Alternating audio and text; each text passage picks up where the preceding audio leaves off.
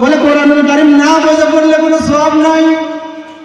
প্রথম নম্বর কথা হাদিসের মধ্যে পড়ে যাইতেছি, আপনাদের এই মসজিদেও এই বছর খতমে তারাবি হয়েছে, শাহনগর মসজিদেও খতমে তারাবি হয়েছে।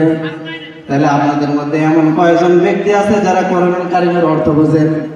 যদি না বোঝেন, হাফেজ সাহেব আলিফ লাম মিম থেকে মিনাল জিন্নাতি ওয়ান নাস পড়ছে 30 পারা কোরআন, আপনি তারাবিও পড়েছেন, কিন্তু আপনার সওয়াব আমলনামায় একটাও হয় নাই, কারণ আপনি অর্থ জানেন না।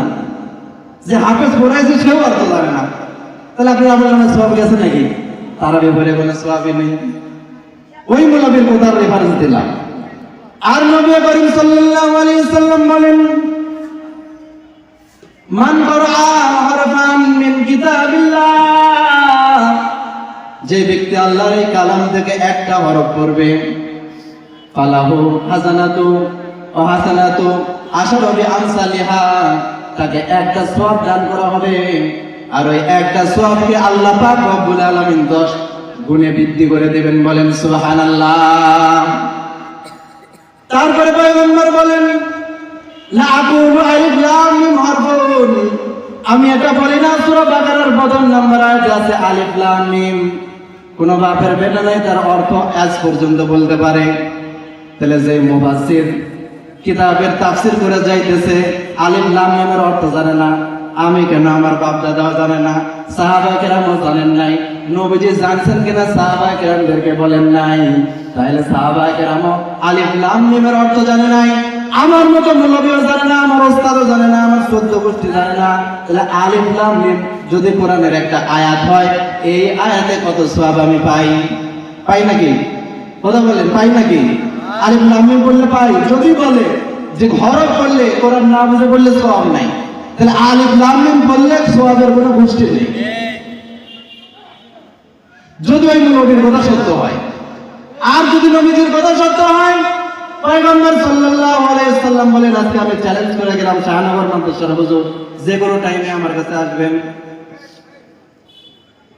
পয়গম্বর বলেন, লা আকুলু আলিফ লাম মিম হরফুন, আলিফ লাম মিমের একটা হরফ নয়, বল আলিফুন হরফুন, বরং আলিফ একটা হরফ, ওয়া লামুন হরফুন, লাম একটা হরফ, ওয়া মিমুন হরফুন, মিমও একটা হরফ। তার মানে আলিফ একটা হরফ, লাম একটা হরফ, মিম একটা হরফ। আলিফ লাম মিম পড়লে তার আমলনামায় 30টা সওয়াব লিখে দেওয়া হয়। বলেন সুবহানাল্লাহ।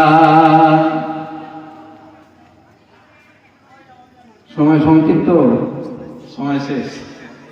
তাহলে আলিফ লাম মিম কেউ যদি তারাবির মধ্যে তেলাওয়াত না করে, তাহলে তার একটা আয়াত তেলাওয়াত করা বাকি থেকে গেল, পুরো কোরআন খতমও হবে না। আবার আলিফ লাম মিম পড়ে যদি কেউ অর্থ বার করতে চায়, হযরত ওমর রাদিয়াল্লাহু তাআলার কাছে ওমরের জামানায় এক মুসলমান নব মুসলিম এসে বলছে, গভর্নরকে বলছে, গভর্নর সাহেব, নবীজি সব কিছু বলে দিয়ে গেল, কিন্তু আলিফ লাম মিমের অর্থ আমি এখনো পর্যন্ত পাইলাম না, আপনি একটু আমাকে জানায় দেন। গভর্নর বলে, আমি তো জানি না, তাহলে ওমরের কাছে পাঠানো লাগবে। ওমর যেহেতু এখন ওনার খেলাফত আমল, ওনার কাছে যখন পাঠাইছেন, ওমর রাদিয়াল্লাহু তাআলা বলছে, আলিফ লাম মিমের অর্থ শুনলে তুমি? বলে, হ্যাঁ শুনবো। বলে, অর্থ আছে, এখানে দাঁড়াও। আরেকজনকে খাদানকে বলছে যে 10টা খেজুরের ডাল, আরব দেশের সৌদি আরবের খেজুর গাছ, বলছে খেজুর গাছের 10টা ডাল কেটা। 10 ডাল দিয়ে যখন বাড়ি দেওয়া শুরু করছে, আলিফ লাম মিমের অর্থ যে শুনতে আসছিল, পাগল হয়ে গেছে, জ্ঞান নাই, চিকিৎসা দিয়েছে।